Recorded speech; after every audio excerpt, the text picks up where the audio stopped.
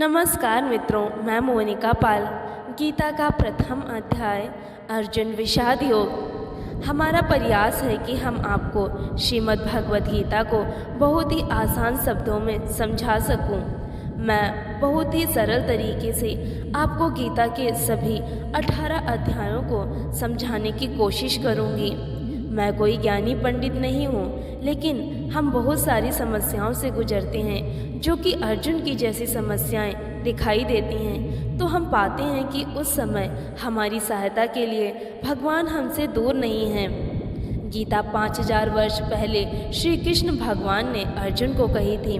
यह बात महाभारत के समय की है, जब अर्जुन युद्ध प्रारंभ होने से पहले डर जाते हैं, या यूं कहें कि वह अपनों से युद्ध करने में भयभीत होते हैं। तो उस समय अर्जुन को श्री कृष्ण गीता ज्ञान देते हैं, जो कि हमारे जीवन में उतना ही लागू होता है।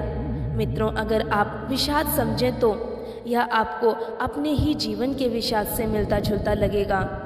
जो अर्जुन की समस्या थी, ठीक उसी प्रकार हमारी भी समस्याएं हैं। जीवन में तो इस दुविधा को दूर करने के लिए, या यूं कहें परेशानी से लड़ने के लिए, श्री कृष्ण अर्जुन को गीता ज्ञान द्वारा समझाते हैं संपूर्ण जीवन का महत्व और परब्रह्म की प्राप्ति, अर्थात फाइनल डेस्टिनेशन। अगर मुझसे कोई गलती हो जाए तो मैं भगवान से क्षमा मांगती हूँ।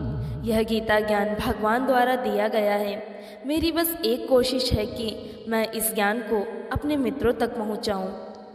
धृतराष्ट्र ने संजय से कहा, हे संजय, धर्म भूमि और कर्म भूमि में युद्ध की इच्छा से एकत्र हुए मेरे पुत्रों और पांडु के पुत्रों ने क्या किया?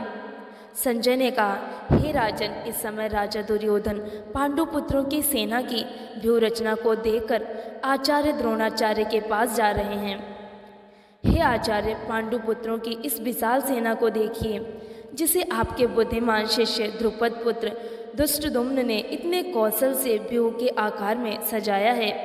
इस युद्ध में भीम तथा अर्जुन के समान अनेकों महान शूरवीर हैं और धनुधर हैं। योधान, विराट और द्रुपद जैसे भी महान योद्धा हैं। धृष्टकेतु, चेतिकान तथा काशीराज जैसे महान शक्तिशाली और पुरुजित, कुंती भोज तथा सैव्य जैसे मनुष्यों में श्रेष्ठ योद्धा भी हैं। युधामन्यु जैसे महान पराक्रमी तथा उत्तमौजा जैसे अत्यंत शक्तिशाली, सुभद्रा का पुत्र अभिमन्यु और द्रौपदी के पुत्रों सहित ये सभी महान योद्धा हैं। हे ब्राह्मण श्रेष्ठ, हमारी तरफ से भी उन विशेष शक्तिशाली योद्धाओं को भी जान लीजिए। आपकी जानकारी के लिए मेरी सेना के उन योद्धाओं के बारे में बतलाता हूँ। मेरी सेना में स्वयं आप द्रोणाचार्य, पितामह भीष्म, कर्ण, कृपाचार्य, अश्वत्थामा, विकर्ण और सोमदत्त का पुत्र भूरिश्रवा जैसे योद्धा हैं, जो सदैव युद्ध में विजयी रहे हैं। ऐसे अन्य अनेक शूरवीर भी हैं, जो मेरे लिए अपने जीवन का बलिदान देने के लिए अनेक प्रकार से अस्त्र शस्त्रों से सुसज्जित हैं, और यह सभी युद्ध विद्या में निपुण हैं। इस प्रकार भीष्म पितामह द्वारा अच्छी प्रकार से संरक्षित हमारी सेना की शक्ति असीमित है, किंतु भीम द्वारा अच्छी प्रकार से संरक्षित होकर भी पांडवों की सेना की शक्ति सीमित है। अतः सभी मोर्चे पर अपनी अपनी जगह स्थित रहकर आप सभी निश्चित रूप से भीष्म पितामह की सभी ओर से सहायता करें। तब कुरुवंश के वयोवृद्ध परम प्रतापी पितामह भीष्म ने दुर्योधन के हृदय में हर्ष उत्पन्न करते हुए सिंह गर्जना के समान उच्च स्वर में शंख बजाया। तत्पश्चात अनेक शंख, नगाड़े, ढोल, मृदंग और सींग आदि बजे अचानक एक साथ बज उठे। उनका वह शब्द बड़ा भयंकर था। तत्पश्चात दूसरी ओर से सफ़ेद घोड़े से युक्त उत्तम रथ पर आसीन योगेश्वर श्री कृष्ण और अर्जुन ने भी अलौकिक शंख बजाए। हृदय के सर्वस्व ज्ञाता श्री कृष्ण ने पंचजन्य नामक, अर्जुन ने देवदत्त नामक और भयानक कर्म वाले भीमसेन ने पौंड्र नामक महाशंख बजाया। हे राजन, कुंती पुत्र राजा युधिष्ठिर ने अनंत विजय नामक, और नकुल तथा सहदेव ने सुघोष और मणिपुष्पक नामक शंख बजाए। श्रेष्ठ धनुष वाले काशीराज और महारथी शिखंडी एवं धृष्टद्युम्न तथा राजा विराट और कभी ना हारने वाला सात्यकी, राजा द्रुपद एवं द्रौपदी के 5 पुत्रों और बड़ी भुजा वाले सुभद्रा पुत्र अभिमन्यु आदि सभी ने अलग अलग शंख बजाए। उस भयंकर ध्वनि ने आकाश और पृथ्वी को गुंजयमान करते हुए धृतराष्ट्र के पुत्रों के हृदय में शोक उत्पन्न कर दिया। हे राजन, इसके बाद हनुमान से अंकित पताका लगे रथ पर आसीन पांडुपुत्र अर्जुन ने धनुष उठाकर तीर चलाने की तैयारी के समय धृतराष्ट्र के पुत्रों को देखकर हृदय में सर्वस्व ज्ञाता श्री कृष्ण से प्रार्थना करते हुए कहा, हे अच्युत, कृपा करके मेरे रथ को दोनों सेनाओं के बीच में खड़ा करें, जिससे मैं युद्ध भूमि में उपस्थित युद्ध की इच्छा रखने वालों को देख सकूं कि इस युद्ध में मुझे किन किन के साथ युद्ध करना है। मैं उनको भी देख सकूं जो यह राजा लोग यहाँ पर धृतराष्ट्र के दुर्बुद्धि पुत्र दुर्योधन के हित की इच्छा से युद्ध करने के लिए एकत्र हुए हैं। संजय ने कहा, हे भरतवंशी अर्जुन द्वारा इस प्रकार कहे जाने पर हृदय के पूर्ण ज्ञाता श्री कृष्ण ने दोनों सेनाओं के बीच में उस उत्तम रथ को खड़ा कर दिया। इस प्रकार भीष्म पितामह, आचार्य द्रोण तथा संसार के सभी राजाओं के सामने कहा कि हे पार्थ, युद्ध के लिए एकत्र हुए इन सभी कुरु वंश के सदस्यों को देख। वहाँ प्रथापुत्र अर्जुन ने अपने ताऊओं, चाचाओं, दादों, परदादों को, गुरुओं को, मामाओं को, भाइयों को, पुत्रों को, पौत्रों को और मित्रों को देखा। कृष्ण, मैं न तो विजयी चाहता हूँ और न ही राज्य और सुखों की इच्छा करता हूँ। हे गोविंद, हमें ऐसे राज्य, सुख अथवा इस जीवन से क्या लाभ है जिसके साथ हम राज्य आदि सुखों को भोगने की इच्छा रखते हैं। वह भी अपने जीवन के सभी सुखों को त्याग करके इस युद्ध भूमि में खड़े हैं।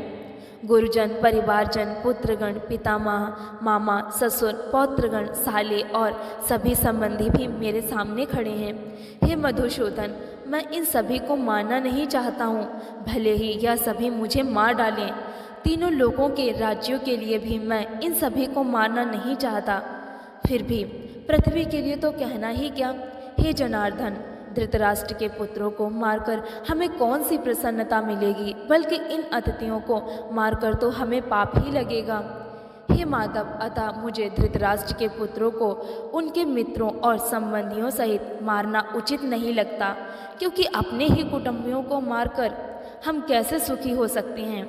यद्यपि लोभ के कारण इन सभी भ्रमित चित्त वालों को कुल के नाश से उत्पन्न होने वाले दोष दिखाई नहीं देते और मित्रों से विरोध करने में कोई पाप नहीं दिखाई देता। हे जनार्दन, हम लोग तो कुल के नाश से उत्पन्न दोष को समझने वाले हैं। क्यों ना हमें इस पाप से बचने के लिए विचार करना चाहिए। कुल के नाश से सनातन कुल धर्म नष्ट हो जाते हैं तथा धर्म का नाश हो जाने पर संपूर्ण कुल में अधर्म फैल जाता है। हे कृष्ण, अधर्म अधिक बढ़ जाने से कुल की स्त्रियां दूषित हो जाती हैं। स्त्रियों के दूषित हो जाने पर अवांछित संतानें उत्पन्न होती हैं। अवांछित संतानों की वृद्धि से निश्चय ही कुल में नरकीय जीवन उत्पन्न होता है।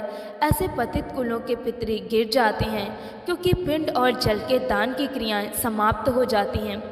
इन अवांछित संतानों के दुष्कर्मों से सनातन कुल धर्म और जाति धर्म नष्ट हो जाती हैं। हे जनार्दन, जिनका कुल धर्म नष्ट हो गया है, ऐसे मनुष्यों को अनिश्चित काल तक नरक में रहना पड़ता है, ऐसा हम सुनते आए हैं। और कितने आश्चर्य की बात है कि हम लोग बुद्धिमान होकर भी महान पाप करने को तैयार हो गए हैं, जो राज्य और सुख के लोभ से अपने प्रियजनों को मारने के लिए आतुर हो गए हैं। यदि मुझ शस्त्र रहित विरोध ना करने वाले को धृतराष्ट्र के पुत्र हाथ में शस्त्र लेकर युद्ध में मार डालें तो भी इस प्रकार मरना मेरे लिए अधिक श्रेयस्कर होगा। संजय ने कहा, इस प्रकार शोक से संतप्त हुआ मन वाला अर्जुन युद्ध भूमि में यह कहकर बाणों सहित धनुष को त्याग कर रथ के पिछले भाग में बैठ गया। इस प्रकार उपनिषद, ब्रह्म विद्या तथा योग शास्त्र रूप श्रीमद् भगवत गीता के श्री कृष्ण अर्जुन संवाद में धर्म कर्म युद्ध योग नामक का पहला अध्याय संपूर्ण हुआ।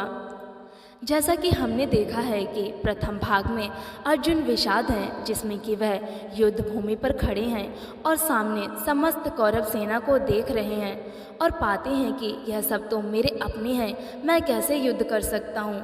तो वह धर्म संकट में पड़ जाते हैं और वह युद्ध नहीं करना चाहते क्योंकि वह उनके अपने ही हैं। लेकिन कई बार समस्या की घड़ी में ऐसा होता है कि हमें धर्म के लिए लड़ना पड़ता है।